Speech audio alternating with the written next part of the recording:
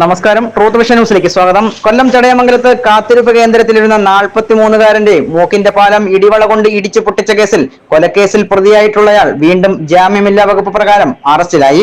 പോരേടം കിണറ്റുമുക്ക് ചരുവിള പുത്തൻ വീട്ടിൽ 48 വയസ്സുള്ള നവാസാണ് പോലീസിന്റെ പിടിയിലായത്. കഴിഞ്ഞ 2024 ഡിസംബർ മാസം 24-ാം തീയതി പകൽ 11 മണിയോടെ പോരേടം കിണറ്റുമുക്കിലുള്ള കാത്തിരിപ്പ് കേന്ദ്രത്തിൽ ഇരിക്കുകയായിരുന്ന ദീപുവിനെ ഓട്ടോയിലെത്തിയ നവാസ് അസഭ്യം വിളിക്കുകയും ഇരുവരും തമ്മിൽ വാക്കേറ്റമുണ്ടാവുകയും ചെയ്തു.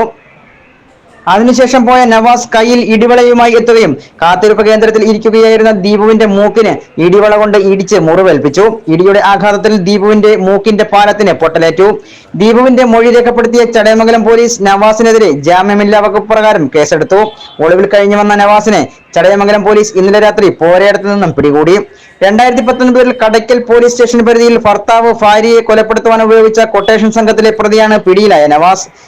Chadayamangalam C Suneesh, S I Monish, grade S ഐമാരായ അലക്സാണ്ടർ, ശ്രീകുമാർ, CPOമാരായ വേണു, അനീഷ്, ഡ്രൈവർ CPO അൻസിൽ എന്നിവരടങ്ങുന്ന പോലീസ് സംഘമാണ് പ്രതിയെ പിടികൂടിയത്.